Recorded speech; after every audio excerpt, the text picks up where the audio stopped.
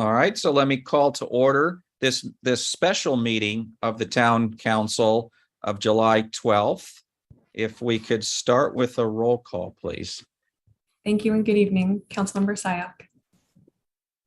Here. Councilmember Hudas. Here. Councilmember Badami. Here. Vice Mayor Risto. Here. Mayor and Chair Rennie. Here. Thank you. And if you could roll our meeting decorum video, please.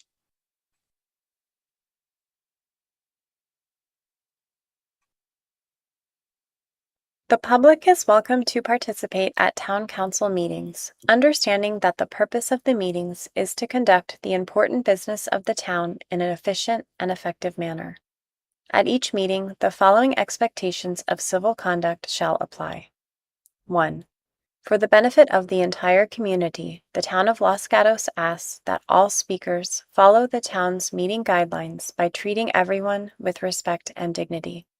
This is done by following meeting guidelines set forth in state law, in the town code, and on the cover sheet of the council agenda. 2. The town embraces diversity and strongly condemns hate speech and offensive hateful language or racial intolerance of any kind at council meetings. 3. Town council and staff are well aware of the public's right to disagree with their professional opinion on various town issues. However, antisocial behavior, slander, hatred, and bigotry statements are completely unacceptable and will not be tolerated in any way, shape, or form at Town Council meetings. 4. All public comments at the Town Council meeting must pertain to items within the subject matter jurisdiction of the town and shall not contain slanderous statements, hatred, and bigotry against non-public officials. 5. The town will go through the following steps if a disturbance results from a member of the public not following these rules. If participating remotely, town staff may mute the individual with an explanation for the record of why muting occurred consistent with this policy. If participating in person, the mayor may call a recess for violation of this policy, resulting in the immediate cessation of the audio and video recording and the council exiting the chamber. Staff will determine if the individual should be removed or if all members of the public should leave, depending on the extent of the disturbance. In the event that all public members exit, only the press would be allowed back in the meeting. Once the individual or individuals leave, the council would return to the chamber and the mayor would resume the meeting. Persons disrupting a council meeting may be cited for violation of the California Penal Code Section 403. These expectations of conduct also apply to meetings of all town boards, committees, and commissions. All right, thank you. Ms. Whelan, would you like to give us a closed session report, please? Yes, thank you. The town council met in closed session to discuss potential initiation of litigation. It was one case, and then there's no action to report. Thank you. All right, thank you. So today is a special meeting, so there won't be verbal communication for items not on the agenda. So next up will be our consent calendar and is our whole calendar consisting of items 1 or 2. Would any council member wish to pull an item from consent?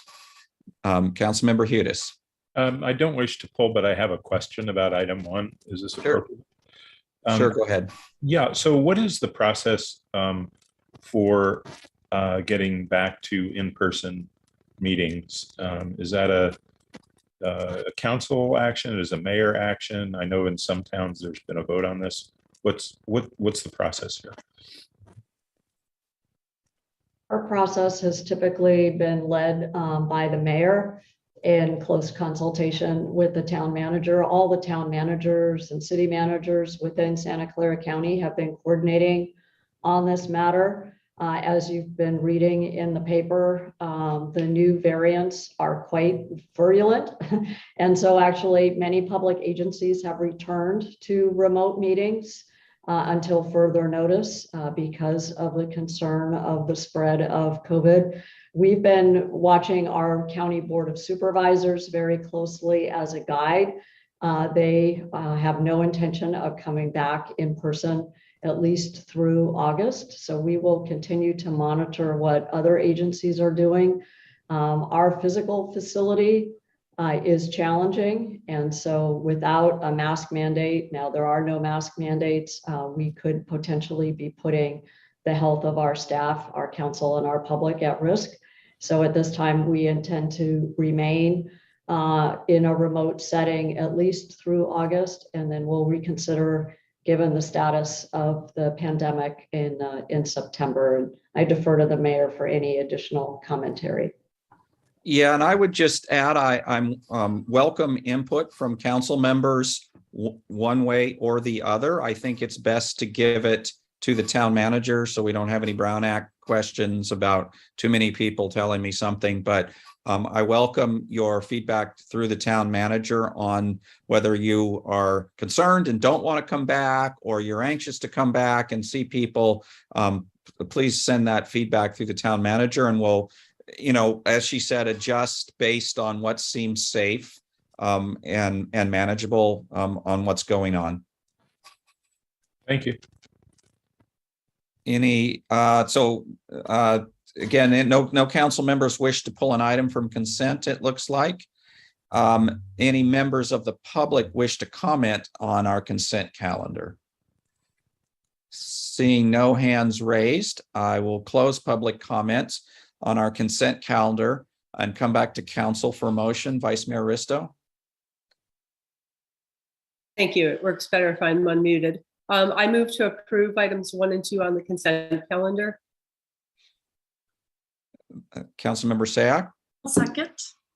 All right. Would any members of the council wish to comment on items on the consent calendar or ask further questions? Seeing none, I will call the question. Councilmember Sayak. Aye. Councilmember Badami. Aye. Councilmember Hudas. Aye. Vice Mayor Risto. Aye. And the mayor votes aye. So the consent calendar passes unanimously. And with that, we have no more items on our agenda. So we are adjourned. See you in August. Thank you. Have fun on your vacations, girls. Thank you.